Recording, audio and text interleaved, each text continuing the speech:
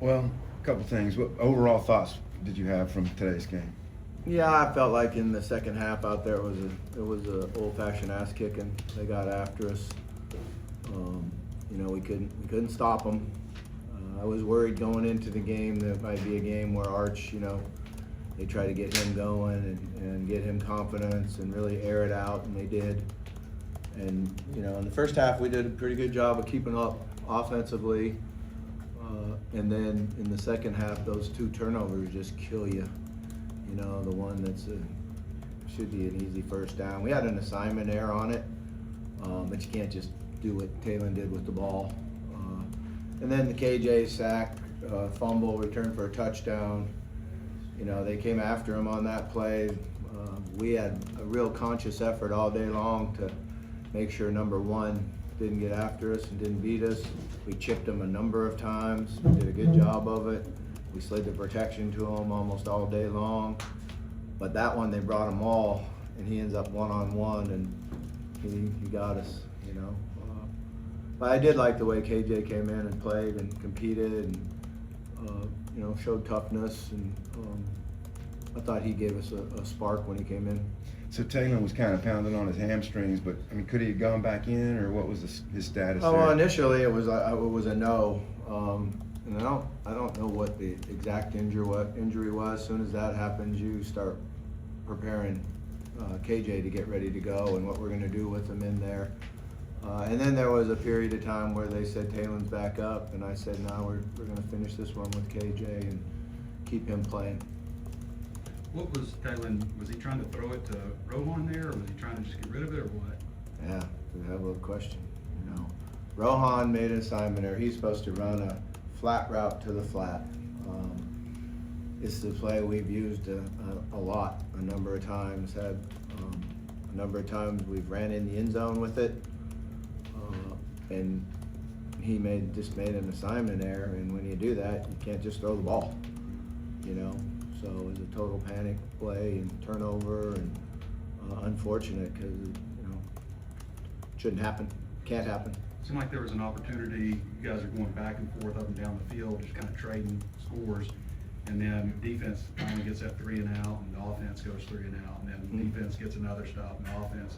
But what happened in those moments? Just seemed like you guys were moving the ball well, and then just couldn't. Yeah, it did, and the third down got us. Thought we had Sharp open on the sideline, and the throw was high, and then he said that he looked back and the sun was there, so he didn't see the ball. So it's unfortunate because we got the play we wanted, we got the matchup we wanted. I thought we had a first down, and we just don't execute it.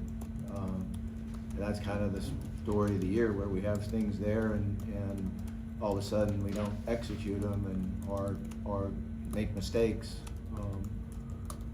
But that would have been nice to be able to take the ball and go score at that time. That would have helped tremendously. But they threw the ball deep now. They ran it down. They made a lot of plays. They're good. They got good wide receivers. They got good speed, and we just couldn't get to them enough. We couldn't put enough pressure on them. And I thought there was a moment where we had him. He made some errant throws because we were getting close and getting to him. But he came back and made some really nice plays.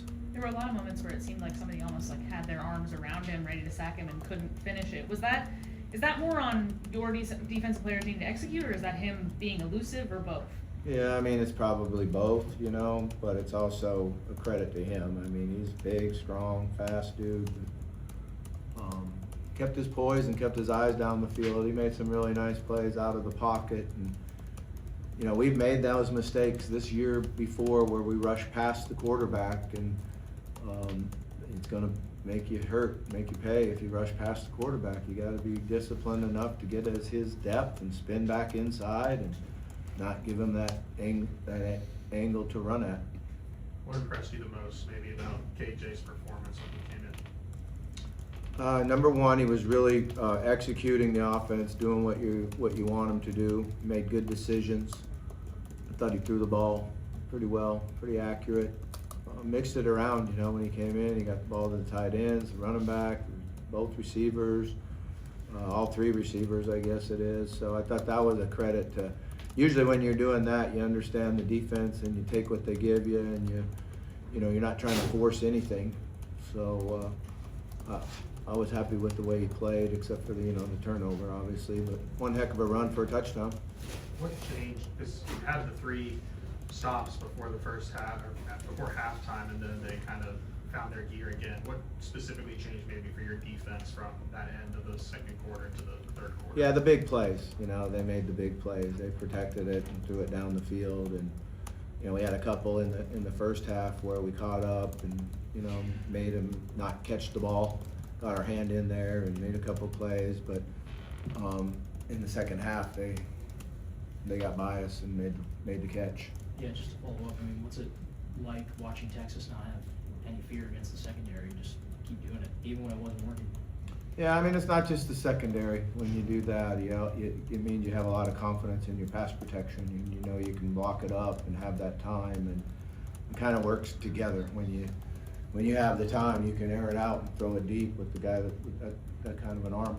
What'd you say to the team? I mean, this is 9 losses in a row. You got one more game left this season. What'd you tell them in the locker room? Yeah, I told them that was a good old-fashioned ass kicking, number one, and we competed, played our ass off in the first half, right there where we want to be, and then in the second half we couldn't get off the field. Offensively, we turned the ball over, gave them their opportunities. For the first time, I felt like there was a couple of guys on the team that's attitude wasn't where it needed to be, and that, you know, that's not what we are, not what we want. Got a whole bunch of guys in the room that have one more game left, and I asked them if they would like make sure that we finish practicing correctly and get ready to play, and we're back at home and go out and work as hard as we can to get a win at home.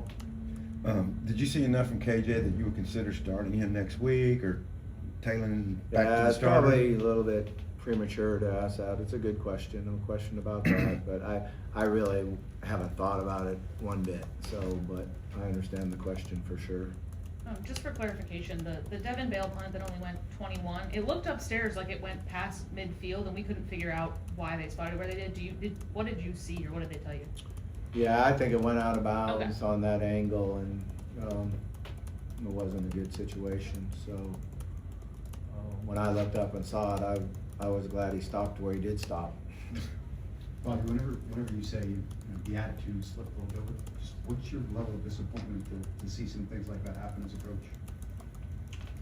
Yeah, I mean, I think what they've done a nice job of is sticking together and, you know, practicing hard and working hard and competing, and they competed hard, you know, most of them. But there was just a few things I saw coming off the sideline, a few miles running, that we haven't had. So I was just disappointed in that. It seemed like Arch was really elusive in the pocket, had good awareness on top of the pass pro. Is that things that you've been seeing in film, or did he kind of take it up a notch today? We had a little bit more room and time today. I mean, he'd been getting hit a lot, and he had a little bit more time today in his movement. I mean, the kid's a really good quarterback. You know, I said this week that a lot of times the quarterback gets all the blame. That's an occupational hazard because you chose to be the quarterback. So when things don't go good, it's on your shoulders. That's just how it is. But a lot of times, if you're not playing up to your capabilities, the 10 guys around you aren't doing their job all the time too. So, but you don't really see those. You just see the quarterback, you know, make a bad throw. But it ended up being there was 2 rushers right in his face and one guy hitting him as the ball was released. So they get the heat. They chose to be a quarterback. That goes with it. Does the message just stay like keep battling away, keep pounding away? Is there a little bit more urgency? There's not a lot left, you know. The message is we got 30-some kids that will walk on senior day, and they got one left. They put a whole bunch of investment into this game of football for their entire life. Let's do it better next week or one more week, and go out there and compete as hard as you possibly can, and, you know, be able to come off that field and feel like I finished my career with the best possible attitude and toughness and commitment that I could. Mike Washington went over 1,000 today, and I mean he's really kind of toting the load with the running back room down. Just maybe what you thought of him this season.